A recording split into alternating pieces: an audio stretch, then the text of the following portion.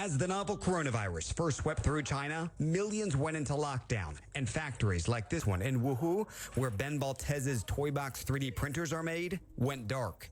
Our supply chain was completely shut down for 2 months. But as China slowly restarts, Baltez's production is back up. And as millions in the U.S. are now under stay-at-home orders, Toybox has seen sales go up, driven, he says, by the goodwill of his customers. Without our help at all, they essentially formed a Facebook group, and our community was the one really driving it. The Facebook group has become an online forum to share about various medical supplies that can be printed in 3D. I just recently retired as a salon owner for 16 years. And I'm a stay-at-home mom now. Jenny Lee from Southern California has mobilized her whole family to help. They are printing out Y splitters for ventilators. It's a simple plastic that channels air from one input to 2 outgoing tubes, potentially maximizing the use of ventilators, of which some hospitals are experiencing dire shortages. So there's so many people that reach out to me, and I'm like loaded right now. I have like so many.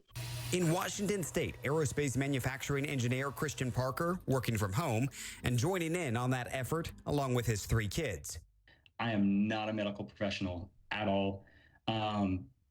But if this is something that I can give that helps save somebody's life or help take stress off of a doctor or take stress off of a nurse or whoever, and help on those front lines, if it does that, then I'm good and I'll keep doing it.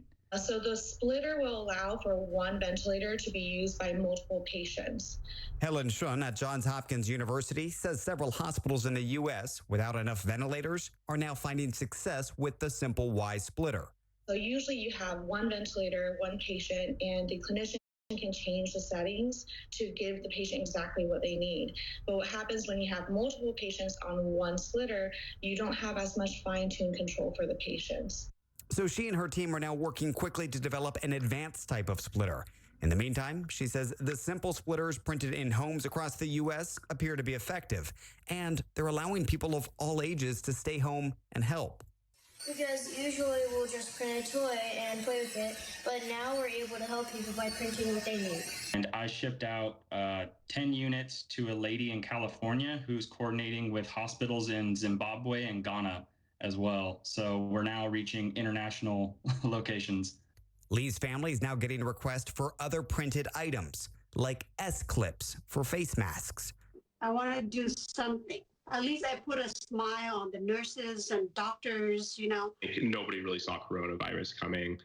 Supply chains are shot right now, but anyone with a 3D printer is able to build these things at home now. Baltez says it's not about people buying his product. In fact, he's made the source code for the splitters, S-clips, and even children's face masks free and available for any brand of 3D printer to use. From a factory in China to families in the U.S. creating their own at-home assembly lines, a globalized effort to give back. David Culver, CNN, Shanghai.